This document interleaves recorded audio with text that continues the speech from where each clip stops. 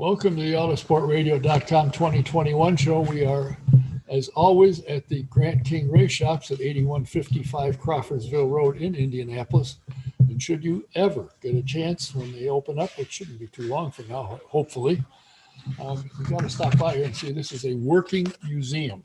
There's all kinds of historic cars and interesting stuff to see. So if you get a chance, do it. In a minute, I'll give you the phone number where to call and see if you can come through. As a matter of fact, you can give them a call. The number is 317-820-3595. Today's show is presented by Honda and Honda HPD, the Indianapolis Motor Speedway, the NTT INDYCAR Series, SVRA, McGilvery's Pub and Eatery and Speedway, and VP Insurance. A couple things to mention. If you're looking for memorabilia, stuff to collectible you want to get for somebody, and May is here, and 500 is almost here, and 500 is upcoming. Place to find almost anything you want is the 500shop.com. That is the 500shop.com. Michael Spangle has a collection of stuff that'll blow your socks away. So if you're looking for something, give him a call. He's probably got it. And everybody's favorite doctor's appointment, of course, is a dental appointment. And I got a place to go that you will look forward to seeing, believe it or not. It's the Indy Dental Group with Indy 500 veteran Dr. Jack Miller and his wife, Dr. Liz Lewis. Have a spectacular practice. Great people. You'll love it. Call them. Make an appointment. You'll be glad. Believe me. Number 317-846-6125. And if you have computer troubles, we have the A+ Affordable Computer Doctor to give you a hand. His name is Steve Freeze, and he can take care of most anything. So give him a call. Tell him your problem. If need be, he'll make a house call. Number is 317-328-0766. Paul Page has just written a book, and it will be published on the first part of May, actually, I think. It's called Hello, I'm Paul Page. It's Race Day in Indianapolis. You can pre-order your book, and I highly recommend it. If you're on the grounds during May when Paul will be around, you'll see him with a pocket full of pens to autograph the book. But get your pre-order in. You can go to Amazon or Barnes & Noble. Get it. It will be good. Also, the Vice President of Public Relations for SVRA has a new book. Mark Dill has published the book called The Legend of the First Super Speedway Battle for the Soul of American Auto Racing. I'm reading it. It is spectacular.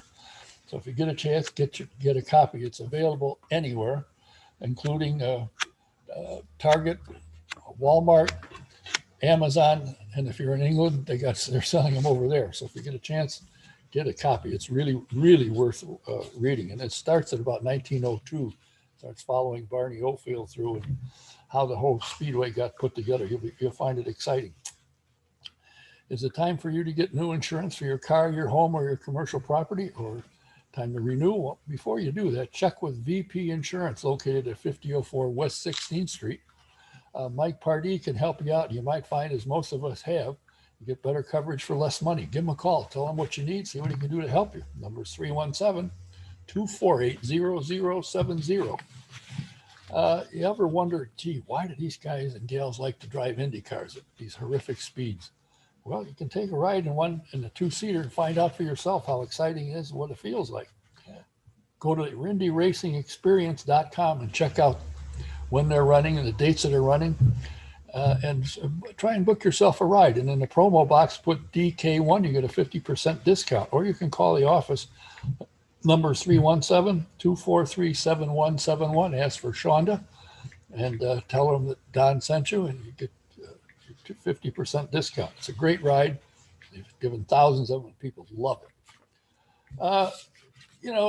Trans Am was kind of dead for a few years, but now Tony Perella has control of it, and he owns it, and it is picking up like crazy. They're picking up new sponsors. They've got all kinds of things going on. It's an exciting series. Plus, he has the SVRA Vintage Series. So I highly recommend their magazine, Speed Tour. It's great stories, great pictures, and the events that are upcoming. They'll tell you places to go and to look and to visit and so forth. Go to svra.com and subscribe to Speed Tour magazine. While you're there, hit the schedule tab and find out where they're running. And if they're anywhere that you can get to, I highly recommend go see them. They are that good. My guest today is the Vice President at INDYCAR. She's in charge of marketing and is a veteran of the sport. This is her 24th year being involved in marketing with sports of one sort or another. And we'll find out exactly what her job is as Vice President of Marketing. She has worked previously for Nike, with the Nike football program, and with a young kids, Nike Kids program, where she directed teams to reimagine the business approach and better leverage for athletes. She brings a lot of experience to INDYCAR, and I'm very happy to welcome her today. Please welcome S.J. Luedtke. S.J., thanks for taking the time. I know you're getting ready to pack and leave for, what's the name of that place? Birmingham, Alabama, Leeds, Alabama, actually, at the Barber Motorsports Park. How are things? It's been hectic from last year, and it probably hasn't gotten any slower this year. That is true. It's been, I've been here just a little over 2 years, and it's been a jam-packed 2 years, especially this last year. So we're getting ready. It's Mr. Penske's second year of ownership of the series and the Speedway. So I think he's learned a lot. We all went through a lot last year with the pandemic and trying to figure out how to get a season scheduled, but we did it. And I think we're really confident going into this year that we know how to work through all the things we need to as we get through the pandemic, and hopefully by the end of this season, it's going to look a lot more, quote, normal for all of us in and around our races. Well, it sounds like that most events will allow fans. I know at St. Pete, they're allowing 20,000 a day, which is about 60,000 fans coming there. What's the word in Barber? Because there isn't a lot of grandstands. There's a lot of area where you can sit up on hills and watch and spread out. Is there any word as to how many are going to be admitted? Yep. We were just on a call with some of the folks from Barber right before this. So we will be able to welcome fans this weekend at Barber. They luckily, based on the maximum number that the local, state, and city governments are allowing, they sold out on Sunday. And I know they're working really hard to get to the maximum number on Saturday. I'm not sure what the exact number they were given from the local authorities were, but I think we're going to be somewhere just under between 5,000 and 10,000 each day is the number I've heard. The big thing there, while you would say the place is huge, how can't you get more people than that in to socially distance and watch the race? There's the way that it works is a lot of times you shuttle into Barber, and the requirements that the state had, because they didn't want people using, shuttle buses where multiple people would be on the bus over time, or Lyft services or Uber services. So you have to be able to park on site in order to have a ticket. So basically they were limited with the number of parking spots they could get for the number of people to be there. The majority or the main job that you have is letting the world know more of what's going on. What is it that you do to try and track, not only maintain the fans we have now, but to attract new ones? What is it? How do you do that? Good question. I think it's been tough. I'm not going to lie. We were in a place last year where we had to be really cognizant of what we did and what we spent to do it, right? As you're trying to manage through uncertainties in your financial plans. So I know a lot of people have been saying, where's INDYCAR marketing? I read the threads in the social comments. So I know that's out there. But our job is to find ways to keep fans engaged. That's making sure that they know when and where we're going to be on TV. Ways for us to build content for social and to get people excited that follow us on Facebook and Instagram, all of those places. So, finding new partnerships. We just launched a new partnership with Racer that launched this week. I think we got some opportunities to make that content even better. But we started at a good spot with them with some new programming, and they do a great job covering our sport for us. And then, so that's some of the things we look at in terms of current fan engagement, obviously working closely with NBC to find ways to promote the sport and bring their audiences in. They've been running a great amount of promos, leading with one of our newest rookies, Jimmy Johnson, for the last probably 45 days in a lot of their programming to kick off our first event this week on NBC. And then, getting new fans in, we're working really hard on some different ways that we can serve up through social media content that we think might interest them and make them want to learn more about our sport. And those plans will start to kick in here in the next week or two, but we're going to focus really through social media, and we call them media buys. So all those ads that you get hit with, if you're on social media, those are the types of things that we're looking at to be disruptive and hopefully interest some new folks in IndyCar, and that'll carry on through the rest of the year. Well, I think that, to me, the interesting part of particularly starting the season, getting people back acclimated, that they're back again and we can see and we can go on occasion, is the fact that I think 8 of the first 9 races are going to be on NBC network, as opposed to what it was last year when NBC Sports Network, and a lot of people didn't realize they had it to start with. Mm-hmm. And I also understand that you have 2 people now, and maybe one was here last year, and a new young lady who I've talked to about increasing your social media presence, both social media and digital. And tell us a little bit about that. How do we find it, and what is it going to do? What will the contents be? Well, hopefully your listeners, if they're on social media, are already following us on Facebook and Instagram and Twitter. So those are the key ones there. We just hired, so the good news is coming out of on our way out of the pandemic, we were able to fill some roles that we had wanted to fill for some time. So we've got a new digital marketing director coming in next week. He's going to be terrific. So his job is going to be thinking about the different ways that we build content across those social channels. So at INDYCAR is how you find us at Twitter and Instagram, and find us under, if you search on Facebook, NTT INDYCAR Series. So he's going to be focused on those. We've got quite a following in the millions across those 3 channels. And then we also, YouTube's huge for us. So sometimes I get sucked into the YouTube vortex, and the great thing about YouTube is it serves up content it thinks you might like. So our goal will be to find ways to get in front of people who spend a lot of time on YouTube, the youngins, the 20-somethings, the teenagers spend hours in there daily. So that's another place we'll be focused. And then there's some new platforms that we're working on that are really big in the esports and gaming area. So a platform called Twitch, which a lot of our drivers use, and we're helping support them by giving them opportunities. That's all about what they call streaming live. So you have these really cool cameras.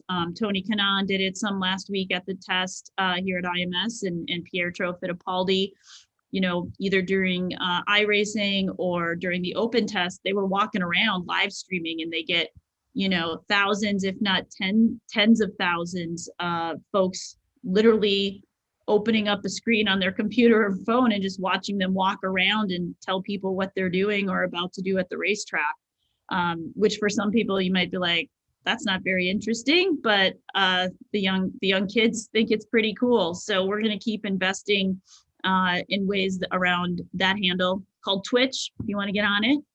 And we're hopefully going to launch our own channel on there in the next couple of weeks. Well, I know that YouTube works because Autosport has a YouTube channel, and we get a lot of peekers on that thing. But the odd thing is, I must get calls and emails and texts from people who don't, of the tens of thousands, that don't know where to find the content, where to look, and so forth. And I've been trying to get somebody from that division, now somebody new coming in, to tell our listeners, viewers, where it is to find them, how to find them, what it has, and so forth. And hopefully with a little help from you, I can get one of the 3. I knew about 2, now there's a 3rd one coming in, to get them on board and come and spend 30 minutes with me and explain what they're doing, how they're doing it, where to find it.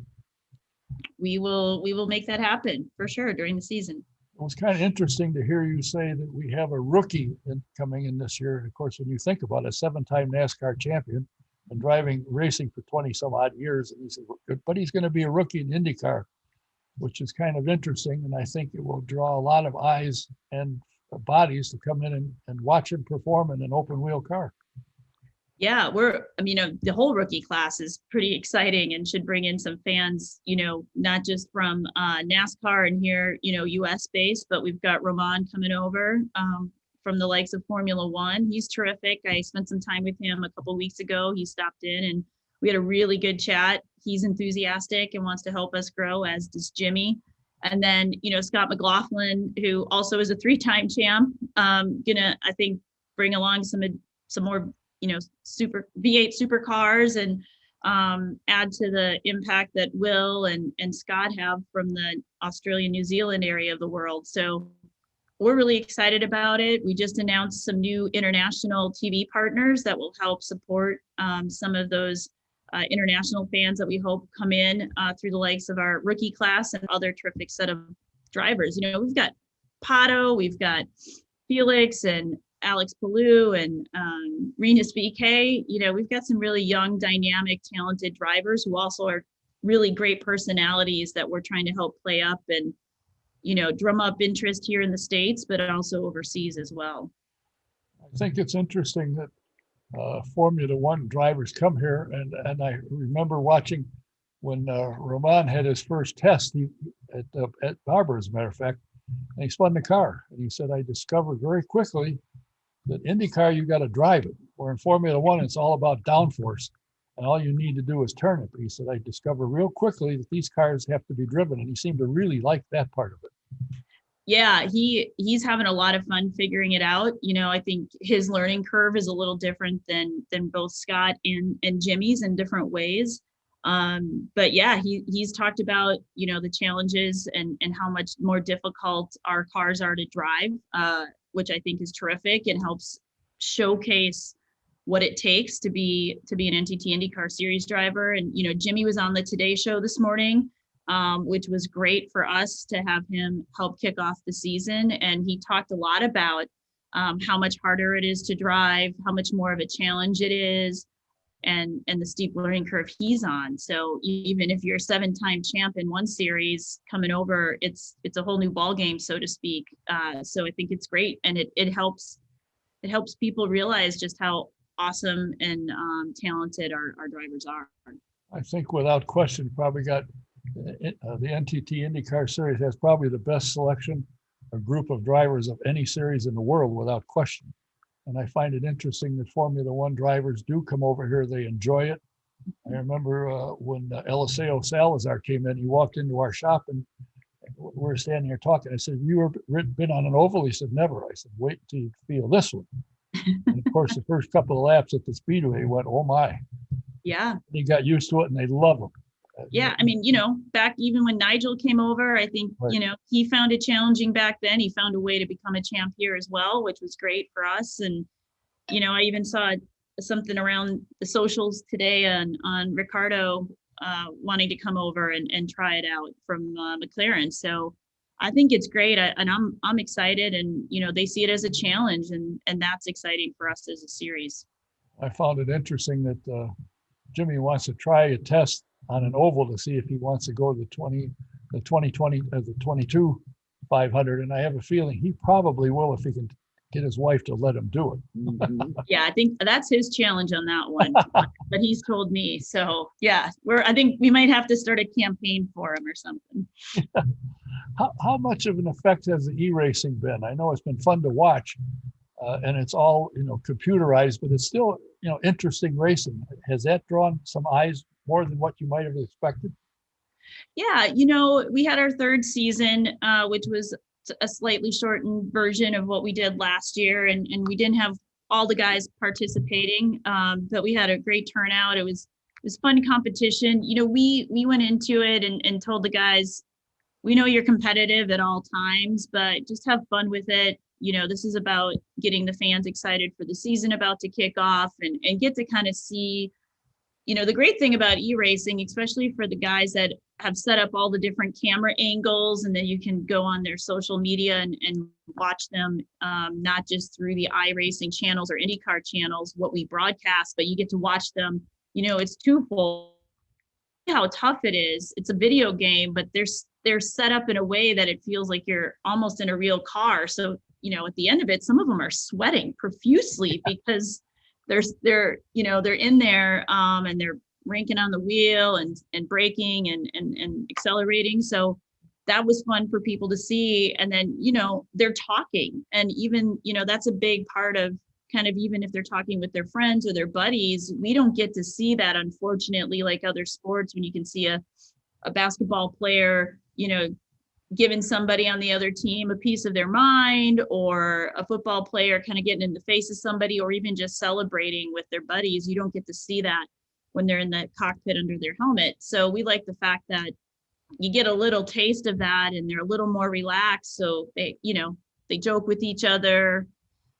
Some drivers call others wankers, and it's a lot of fun. So we're working on what our esports and gaming plans are going to be. We're in a lot of discussions, so I think you're going to see some more of that in and around later this year and next year, and we're excited about it. We're going to build that out with our drivers and have them be part of that plan. Well, I am here to say, fan, if you can't go to certain events, sign up for Peacock. Go to peacocktv.com and sign up. I have done that. Yeah, what'd you think about that did you watch it last week? Yeah, I did, and I thought it was spectacular. One of the better practice telecasts that I have seen. I thought it was well covered from all angles, a lot of information, a lot of interviews. I thought it was really good, and I think that the advantage to it is going to be you're going to get to see all of the practice and qualifying prior to the race, and then of course the race is going to be on network, which is even better. So I think it's worth, and it's only what, $4.99 a month. $4.99 a month. Yeah. And for the fans out there who are like, man, why do I have to, that seems like a lot. But the great news about it is it's basically the same price as it was for us and our fans on the NBC Sports Gold package.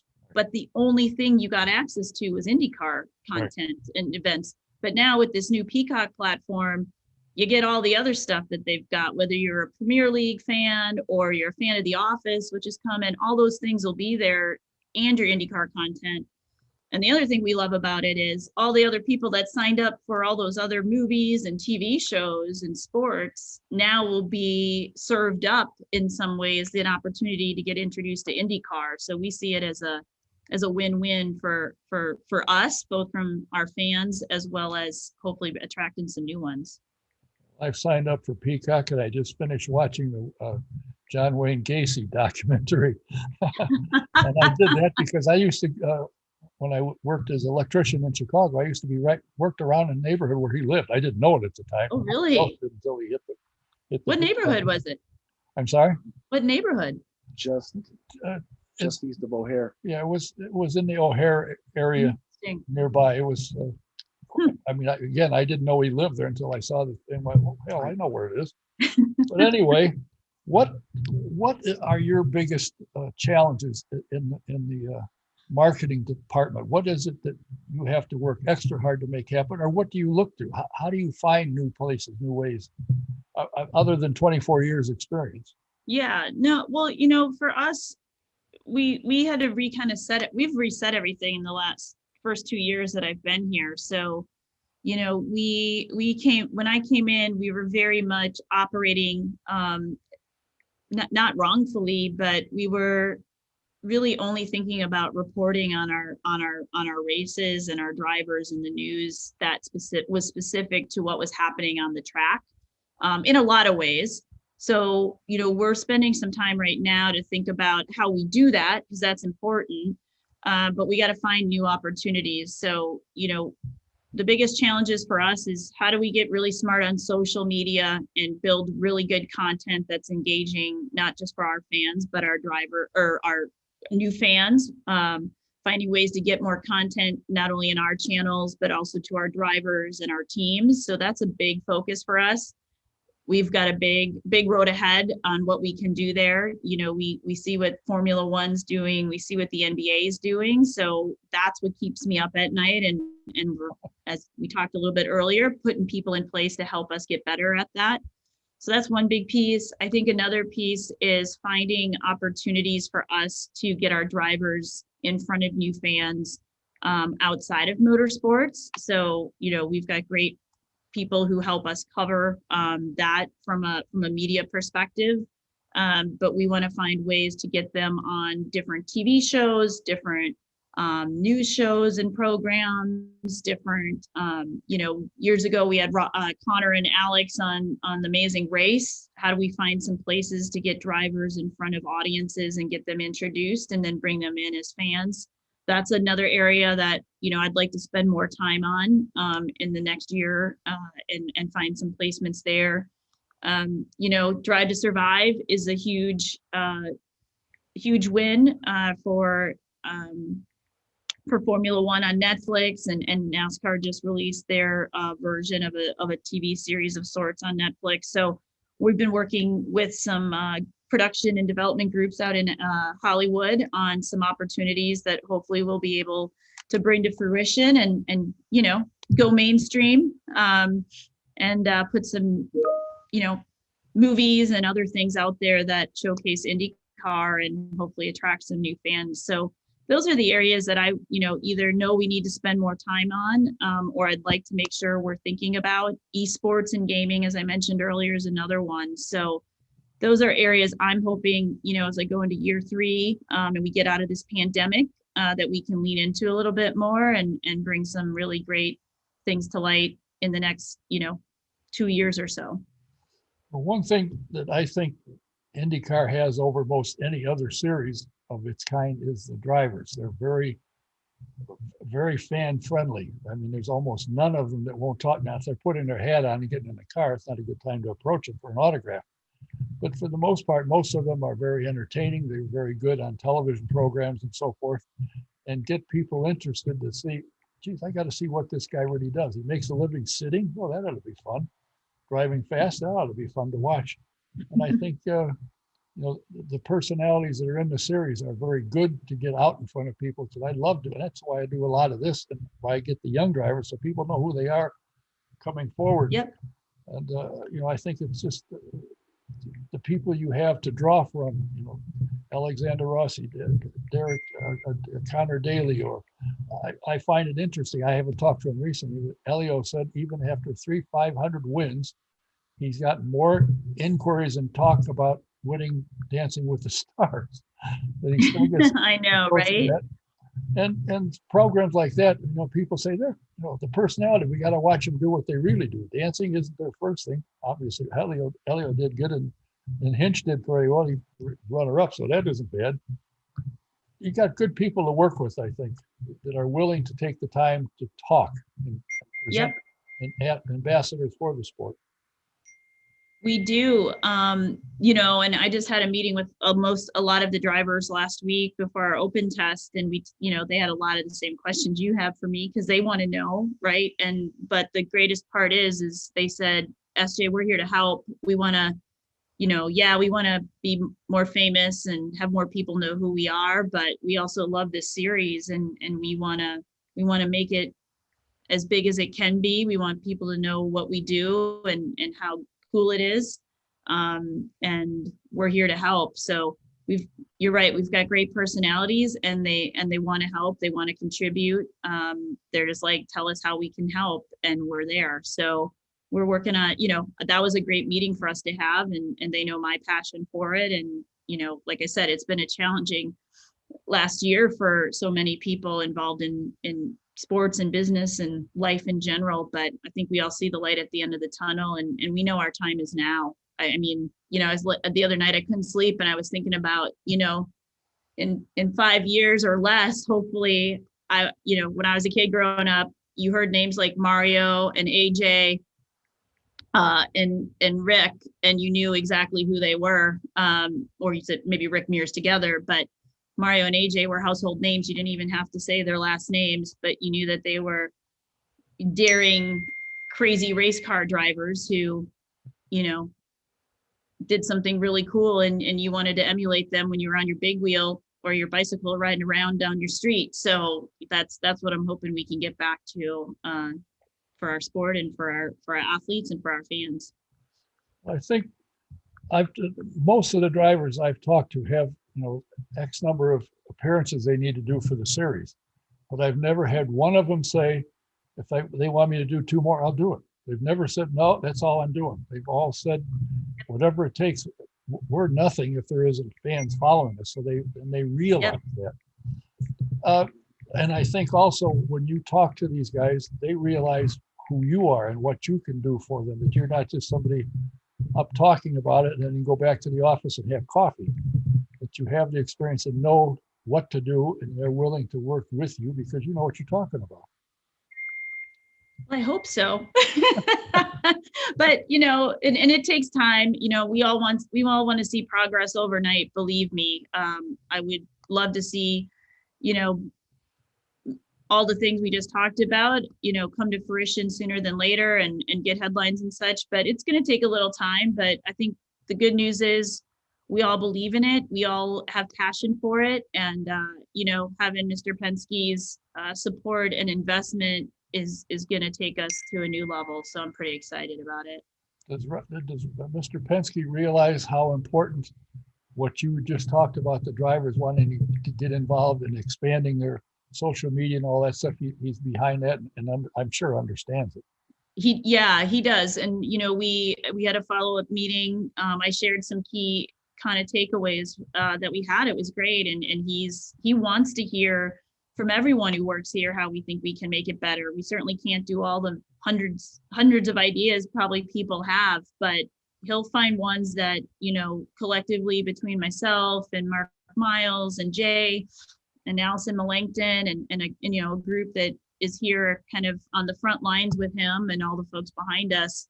If we serve up things and can show him what we think it can do to meet our objectives of growing things in a positive direction, you know, he's gonna listen and he knows the importance of it. So that's, you know, he's 83, he's not on social media, or 84 now I should say, but he understands those types of things and how important they are to the future of our sport. So it's great. Fortunately, he's older than I am, so that's I'll tell you what, though, he's got the energy of a 48-year-old, if not a younger person. I don't know how he does it. Well, I've heard from some of the folks who attend the meetings, which are, I think, weekly, and he could be talking to you about something, but he'll ask somebody in the pretzel department, what do you think? But you never know who's got an idea. They listen, something pops in their head and he's willing to listen. That to me, I think is huge. And the same with Jay Fry. I believe he came from a series where nobody in the office gave much of a hoot, but he does. You can talk to him if you've got something that's concerning with you. He'll listen to you and he reacts. And what's impressed me when he came in, he said, we're going to do this in 2 years. And by golly, in 2 years it was done. In the past, they'd say we're going to do something in 2 years, and 3 years later, you're still waiting for him to do the first one. So that's changed, and the teams know what to expect and they can plan for it accordingly, which I think is huge. Agreed. Yep. Again, I think we've got a lot of the right people in place, and Roger's additive to that in the last year. And I think, you know, there's only up to go from here, hopefully. Well, I know they haven't announced yet what's going to happen in May as far as fans allowed and all that kind of thing. It's not open. It's not announced. I just saw something come out that said they'll have a plan together in the next couple of weeks, I think is what it said. And I have. If you hear the dinging on my computer, I think those might be text messages with some of what's going on right now. I hear it. Hopefully I can see a couple of the things and I'm like, oh yeah. There's some things being discussed, I will say. Well, I have following you is going to be Mr. Miles.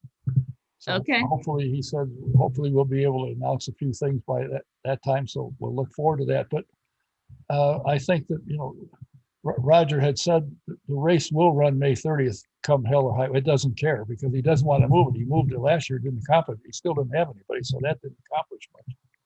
And he wants to keep it where it's been for 104 years. Let's keep it there and go accordingly. And I think to me and to most people that are connected with the series, what he's done at the Speedway, when fans come in and see that place, they're going to go, holy smokes. Completely changed, completely different, cleaned up. It's really spectacular. More TV screens, more fans can see what's going on. So I think it's going to be a fun time in March. Yep. And you know, our hope is we're going to have fans to some number. That's our goal. That's what we believe we can get to. It's just how high of a number, the city and county and state officials feel comfortable with. So I think there's a meeting going on right now. I know there was one yesterday, there's one today. I believe there's another one tomorrow. So, the goal was to see how the Final Four kind of finished up and what we learned from that, and then address the 500. So hopefully we'll have some good news to share. And at worst case, if we can, invite fans out that want to come out because we reach a cap for race day, we've got all that great on-track action, leading into the race. So hopefully they'll find that at least as an alternative. Well, I'll tell you what, the 3 races leading up to the 500 are going to be spectacular. Barber is a fabulous track, a super facility. It's a great racetrack, up and down the hills and through the little valleys. So it's really quite interesting. St. Petersburg has become a huge successful event, and they're allowing 20,000 a day. That's good. Yep. I'll be interested to see what happens in Texas, how many can come in and watch. But Texas is open. They're taking anyone who wants to buy a ticket. So if you Oh, want to come on down to Texas. Good, and it's wide open. That's great. And that's a spectacular race to watch. It's fast, it's tricky, it'd be fun to watch. Yep. Well, I know you got a lot of traveling. You probably got to get ready to leave tomorrow, I suspect, for Birmingham. Well, thank you for your time. Thank you for what you're doing to help build the series, and look forward to talking to you again sometime, probably before the end of the year. That sounds like a great plan, Don. Thanks so much for having me, and appreciate your support of us always. And tune in Sunday, 3:00 on NBC, and we'll see you guys there. I'll be on Peacock Saturday first. All right, or Peacock. Yes, Yeah. great There plan. you go. Thank you. Thanks for your Thank time, you, Don. Dave. Really appreciate it. Anytime. My guest has been the Vice President of Media for the INDYCAR Series, S.J. Luedtke. We will be back again. As I said, I think my next guest is going to be the President and CEO of Penske Entertainment, Mr. Mark Miles.